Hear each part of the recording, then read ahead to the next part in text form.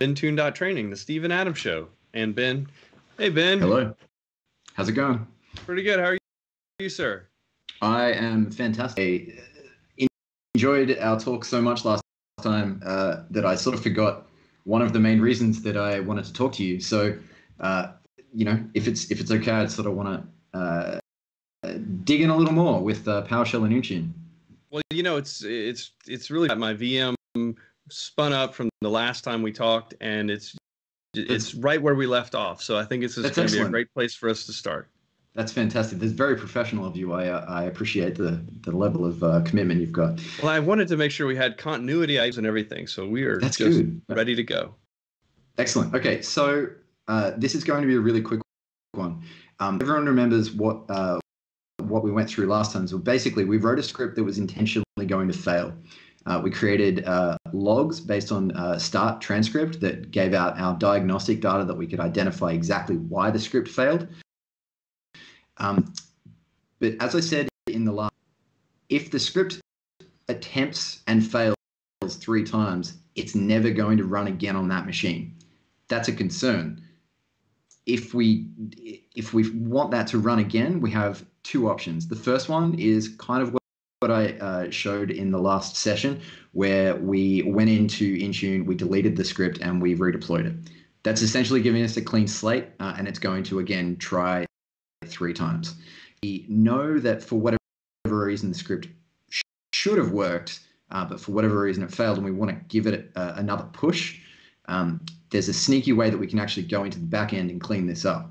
So because we've got our start transcript run, and we go into our log file, which we've got here, and we see our host application string that it shows us exactly how that's run. We scroll all the way to the end and we have a look at the name of that file. What this is, for those that are paying attention, is 2 unique GUIDs. The first one, that is split out between the underscore there, is the unique GUID of the instance of Intune on this machine. Now, that'll, when we have a look at it in the registry. But the second string is the unique ID of the script that exists in Intune.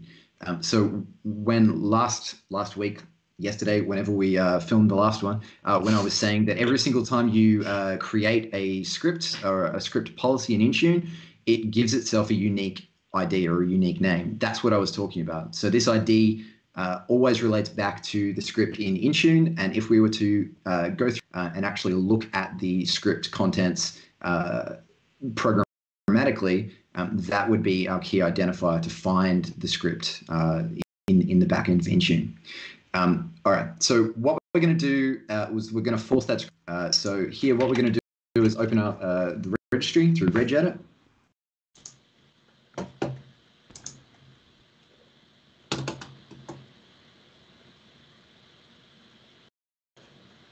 Oh, there it is. There it is. We're going to go into HK local machine. Never remember this. Software, Microsoft Intune management extension, and then policies. All right, now yeah, there we go. So when I was saying it's the unique instance of Intune on this device, this is essentially the sidecar that is running these policies, and we can just confirm that all matches up. It's BE 52140, which is exactly what we're looking at. So this is always going to be the same on this machine. It will be different for every device, but just understand that that's the format that these policies are deployed down as. And finally, because we've only got one, we can confirm that matches up. But in a production environment where you've got multiple scripts, you're going to have dozens of these. So again, another transcripts in your code is that you don't need to dig in and try and figure out what the ID of the script is. If we know what the application host string was, we can grab that and then we can dig in.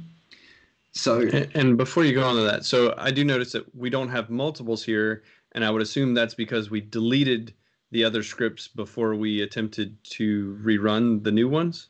That's correct. Okay. That's correct. Yeah.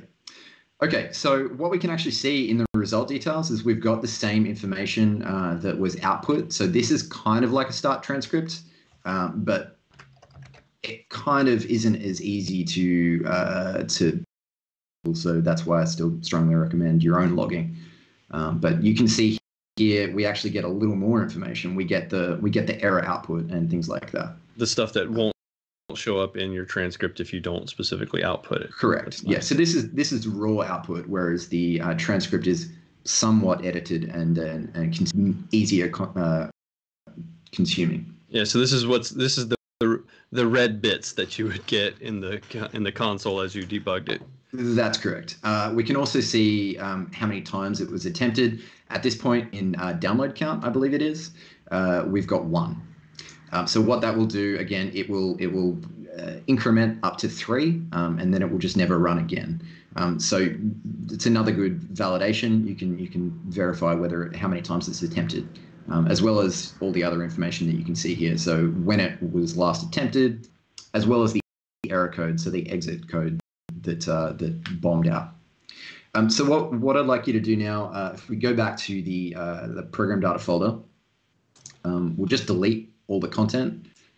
But leave the train. Okay. It doesn't matter. But yeah, let's just get rid of all of that. Continue. And then what we'll do is we'll go back to regedit, and I just want you to delete that entire folder. So everything from here? That's correct. So essentially deleting the policy or the result of the policy? Yeah, so what we're doing here, we're deleting any proof. Really. Yeah, so we're deleting proof that the script has ever run on the machine. Okay. So when we repoll, what's going to happen is your computer's going to go to Intune and say, hey, policies. Intune's going to come back and say, yeah, you do. Have you run this yet? And we've got no proof. So it's going to go, oh, okay, it's never run before. And it will kick that off again. You killed the service just then? I did, yes. Okay, great. So this shouldn't actually take too long. Now, while we're waiting on that, real quick, I've heard Sidecar mentioned several times. I mean, I kind of have an idea what it is, but I haven't been in Intune long enough to have had the history. I feel like it maybe was part of the lexicon early on, and then maybe isn't as much anymore. What is Sidecar? What is that referring to? Okay, Steve's going to want to correct me a million times on this one, but so Sidecar was He's never right. Come on, we know that. Yeah, but he's never wrong either. That's the trick. So let me try and get my history correct. Correct me on Twitter. So Project Sidecar was a solution that was developed back in the Intune Classic days. Basically, allow us to deploy. I'm already getting head shakes. That's fantastic. Nothing to do with Intune Classic. That has nothing to do with Intune Classic, I'm being told. We'll put Steven on the video now. Yeah, put Steve on the video. Look at that. Look. Oh, no. Just dive in, dude. Let's see how blurry this gets. Project Sidecar was designed. Hang on. Let's go, Steve. So Project Sidecar was designed after. Hang on.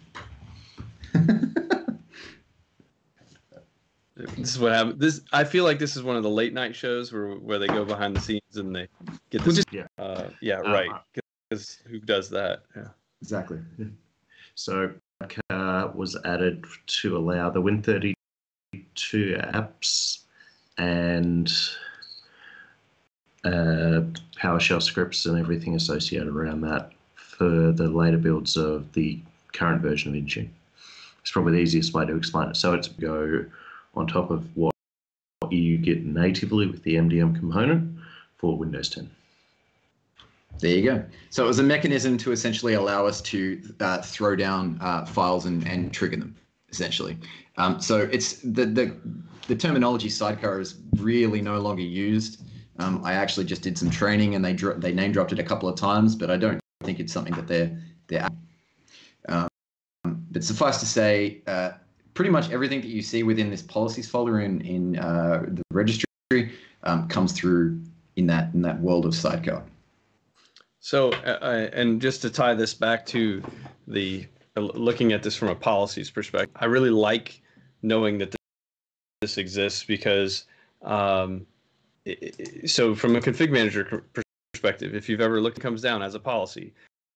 And Correct. so applications have policies, and you've got all the configuration bits about it and all the things in WMI for all of the things that manage your client. And so this is the equivalent where you can come here and you can see all of the bits and pieces that come along with all the stuff. So I really like this. Yeah, and I mean, have anything because this is a new machine. But the Win32 app settings, this is actually where you would see details on Intune Win or Win32 application deployments. You don't get as much information as I'd like, but this is also where you can, again, same PowerShell scripts, you can kill the entry here and force it to reinstall if it's being stuck for whatever reason and being stubborn. So this is just a really good way for the out there who are trying to really lick an issue that they just can't figure out. We can get in here and we can we've got a high level of control.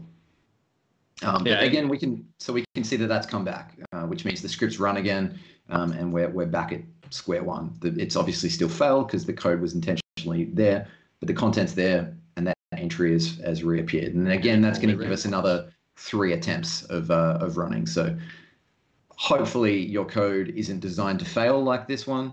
And I had the other day where a prereq for an application just failed to install because something else was running in the background. That was the only thing that failed. We deleted it to rerun, and it was happy days. So it's one of these scenarios where at least we know that the code is correct. We can force it to rerun, which is so I'm looking at this saying, okay, so you could do it this way, or you could do what you did in the previous demo where you just delete the script and recreate it. And so, I mean, from a onesie twosie perspective, and like where you're trying to get it off the ground and get it tested and trying to do direct troubleshooting with 1 or 2 machines, this seems to be a great way to do that. If you're I would correct you in this is the scenario where if it's worked for 100 machines, deleting the script and rerunning it would mean that script would rerun on all 100 machines. But if you know that the script should have worked and it's only failed on 1, going in the policy and forcing it to rerun is only going to make it run on 1 machine. That's what I was trying to say. Yes, you said it much better. Yes. And so this is a one-off troubleshooting step, not a my script isn't working for the enterprise, let me go manually delete this off of 200 machines or 1,000 machines or whatever, because that's a bigger deal. You've got to write another script to delete the script, and that just doesn't make sense. And that's one key thing to say about deleting the script policy from Intune and redeploying it, is that it is going to then reattempt to run on each machine. So hopefully your code can handle that. If it doesn't, you might be in a world of hurt. So you just need to be aware that the reason that it's been designed to once it was successful is because we don't just want code randomly running at all times on our production machines or on our client machines. It's a stopgap to save us from ourselves. Yeah, and unfortunately, that design, if you remember our initial thinking around PowerShell scripts in our previous PowerShell scripts video, the first one that Steve and I did, we were hoping that we could have a remediation type script that would run all the, every time the machine logged in, and found out, well, you can't really do that. And so that's where we've got to have a different solution for that type of thing. But for what it is, I mean, but I think understanding that if it's done, never runs again, and if it fails 3 times, it's done. I think that's going to save a lot of people from wondering why this is, I've got the script and it's supposed to run every time, and no, it doesn't. It's it's a one time kind of deal for you. So yeah, good that's to know. correct. Cool. So look, I have I've written about this on my personal blog as powers-hell.com. Maybe one of the first things I wrote about. I actually created a nice little function that I haven't published publicly, It is on my GitHub, but I put it up in the repo, or the gallery rather. But basically, they marry up the script GUIDs or the IDs to the names, and you can actually go through and have a nice front end to force a reboot of these scripts as well. So for those who are scared to get into the registry, I do have it. So feel free to go on there and have a look at that. Yep, and we'll include the link. Stephen was pointing at the bottom in the doobly-doo, as one of my favorite YouTube guys says. So this is this is the post that we want to get to, and so you can kind of see all the coolness here. So yeah, this is awesome. Well, thanks for stopping. And you're welcome. I'm back, but yeah, whatever. Thanks, Stephen. Stephen's gonna go jump on an airplane now and head back home. So we're just happy you're hanging out with us, and hope to do more of that. And so, yeah, thanks for sharing, man. Thanks for having me again, guys. And find us on social media at AdamGrossTX, and we'll include all the relevance below. Thank you. See you later. Thank you. Bye.